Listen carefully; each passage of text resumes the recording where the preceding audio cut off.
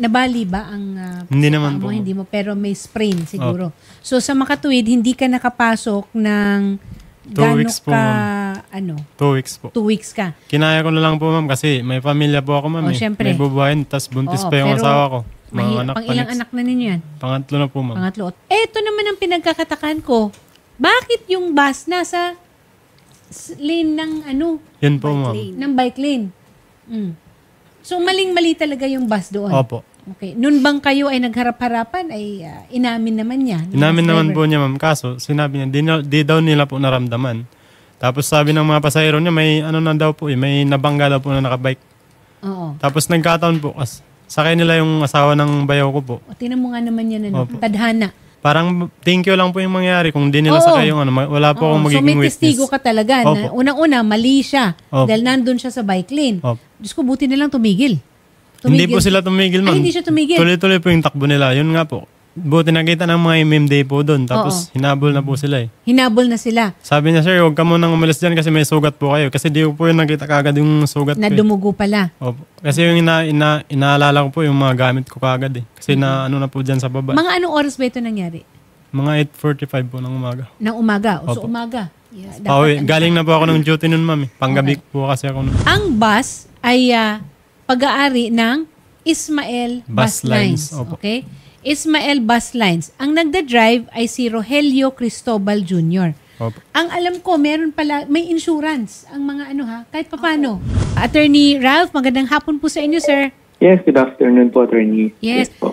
Sir, tanong ko lang, tama po ba na dapat, unang-una, wala siya sa lane niya, no? Bus lane dapat siya. Hindi dito Apo. sa ano. Sir, itong mga buses na ito na may prangkisa, hindi ba dapat meron silang insurance din? Pagka mga ganito, may nababangga sila? Sa insurance po na meron si bus, yung mga passenger insurance po. Passenger. Ano pong pwede nating masanction or pwede po ba natin na mapatawag itong Ismael Bus Lines? Kasi kahit papano, they are responsible for the actions of their drivers. Tama po ba? Yes po, attorney. Actually po, nung last Friday, nung nalaman namin yung incident, Yes. nag-issue na rin po kami ng show cause order. Acting motu proprio po siya.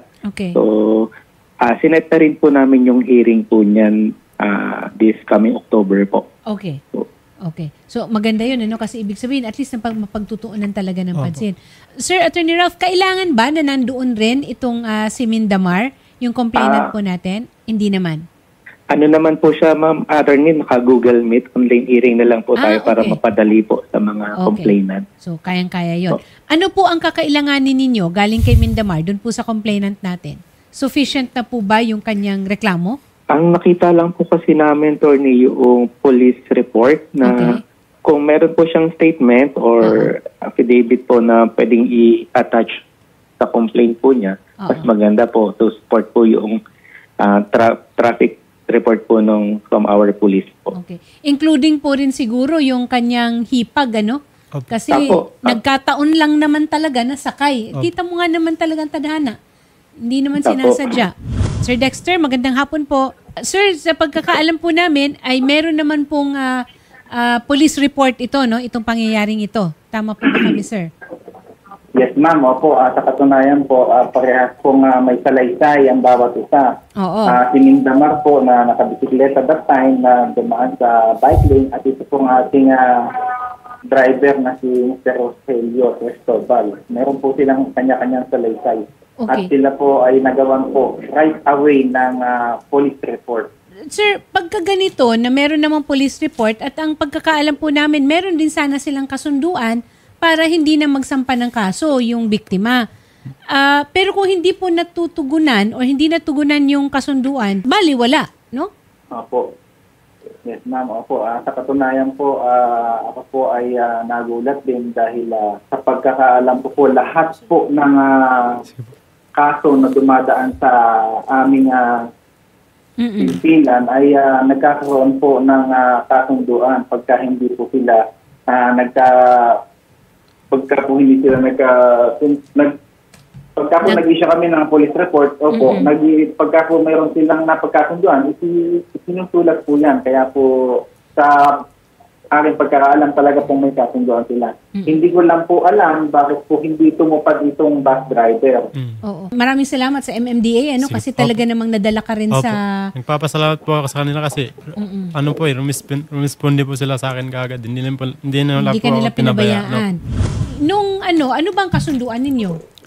Ang kasunduan po kasi nangyari, ma'am, every 1 week daw po siya magbibigay ng 4,000. Kasi yun lang daw po yung kaya niyang ibigay. Okay, 4,000. Ilang linggo siyang magbibigay nun? 3 weeks po. 3 weeks sana. Kasi yun yung estimate na hindi ka makakapasok. Opo. Okay. So parang sweldo ng kinsenas. Opo, parang ganun po yung nangyari. Kasi may pamilya po ako, ma'am. Kailangan po magtrabaho po. Oo, at saka may kasalanan naman siya talaga. Ngayon, nung kailan siya dapat na magbibigay ng 4,000? Na-aksidente ka ng... August 13 po. August 13. Wednesday. So, dapat August 20, more or less, 2021. Tumawag ba sa'yo? Wala po, ma'am. Kung panay po kami sa kanila, update, text, or tawag, sabi ng conductor po kasi yung may may cellphone. Siya po wala Kaya number po yung ng conductor yung hiningi namin. Tapos sinasabi namin sa kanila, kailangan na namin ng ganito, ganyan, kasi nag-hospital po kami. At saka may resibo naman po ng mga dito. Galing ng hospital, hindi po kayo mangluloko sa inyo. Walang binigay? Wala po, ma'am. Nakipag-usap rin ba kayo sa bus lines mismo? Yung coordinator nila po. Yung coordinator nila? O anong sabi ng coordinator nila? Sasabihan daw yung driver pag nadaan daw po doon kasi nasa biyahe daw. Tapos tinawagan na naman namin ulit. Sabi niya pag nasa garahe na daw, sasabihan nila. Puro salita lang po, ma'am, lahat. Sabi ko, boss, wag lang man po laging ganyan, yung puro salita lang kasi kailangan na namin yung pera. Kaya sabi ko, wala na kaming kapera-pera Sinangla nga namin yung kwentas ng anak ko para may pambayad kami doon Okay. Sir Jexter, so ibig sabihin nito, pwedeng bumalik dyan si Hindamar para makapag-file?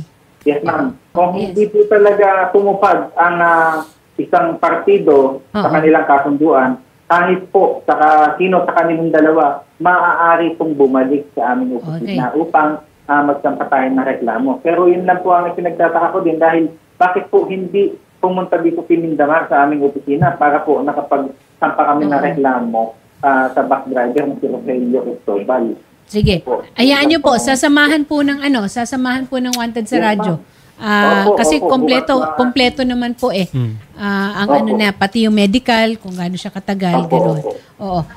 Sige, salamat po Sir Jexter. Sir, ano po ba ang maitutulong natin dito kay Hindamar? Attorney, ngayong araw po, pinaprepare ko po sa Intelligence Division yung focus order namin para po umarap po sa amin yung driver na nakabangga po sa ating nagre-reklamo at i-preventive suspension muna po natin yung lisensya at ipapa-surrender para po hindi na muna makapag-drive yung nakabangga po. So, sir, i-coordinate po namin sa inyo kung kailan po yung magiging kasi kung may show cause order, dapat sumagot sila sa inyo, no? Tama po kayo. Within 5 days po, dapat yung sumagot nila. Okay, and then pagka may sagot na po, paghaharapin po ba or kailangan mag-appear dyan? Ating nakabangga at mas maigi po sana pati yung nabangga kung kaya, pwede po sila mag-appear. Okay. Sige po, sasamahan po ng Wanted sa radyo. Off-air na lang po namin i-coordinate yung araw na yan para po, hindi rin siya mag-overlap doon sa LTFRB. At saka sasamahan na rin po namin sa QCPD para doon sa kaso. No?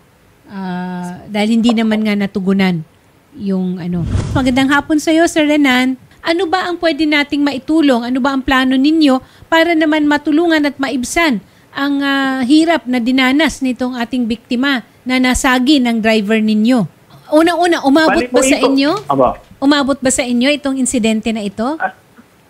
Nung pino-coordinate po sa amin, ang sabi po, tapos na po yung na yan, ma'am. Okay, na-arrest na raw po yung pangyayari na yan. Okay. Sino po ang nagsabi na naayos na? Sabi po nung driver po, okay na po, napag-usap na raw po sila. Okay. So sabi ng driver ninyo, tama rin naman siya kasi pumirma yung driver ninyo ng kasulatan na magbabayad siya ng 4,000 every week for 3 weeks. Pero hindi yung tinupad ng driver ninyo. Tapos, nung tinatawag at kino-coordinate dyan sa inyo, ano lang, yung parang sinasabi lang na i-coordinate. Kasi, Renan, meron rin kayong pananagutan dito kasi nasa supervision ninyo ang driver. Yes, so ano ba ang kalakaran ngayon dyan? Paano? May maitutulong ba? Apo, mayroon naman pong mag-uusapan po Ay, namin very good. sa company po namin yan. Oh, very Bali good. po, i-coordinate ko rin po sa boss ko mamaya yun Okay. para mapag-usapan po namin. So, at ma-arrest na rin po yung problem na yun. Kasi ang alam din ka po kasi namin, si driver kasi nakipag-ayos na siya na pagbabayad siya sa ano. Kaya wala na rin po kaming Okay. Wala na rin po kami andun sa Sa susunod, huwag kayong basta-basta maniniwala sa driver ninyo. Tawagan nyo rin. Tawagan nyo rin yung nabiktima kasi kawawa naman. At as a matter of fact, nagpa-follow up dyan. Pero siguro, pag nag-follow up dyan, tapos tinanong yung driver, napadalan ko na. Minsan ganyan Renan, maraming salamat na tinanggap mo ang tawag namin. At aasahan namin, pupunta dyan ang aming reporter. Yes, Kasama rin si Mindamar para kung ano man ang maitutulong. Sana significant naman ang maitulong ng Ismael Bus Lines. Kasi ipapatawag rin ng Ismael Bus Lines ng LTFRB. Okay? Kasi may prangkisa kayo, di ba? So, mabuti na naunahan na natin para pagdating ninyo sa LTFRB, totoong ayos na. At kung meron mang kailangang ayusin pa, dito na muna natin even before yung mga patawag. Ipapatawag yun yung driver ninyo sa LTO. Renan, driver nyo pa rin naman. Nandyan pa, si Rogelio Cristobal. Tama? Opo. Okay. Yes po. Opo. Ayaw rin naman natin na matanggal ito sa trabaho. May mga pamilya rin yan, di ba? So hanapin natin yung pinakamaayos or pinakamaganda na pag-aayos nito.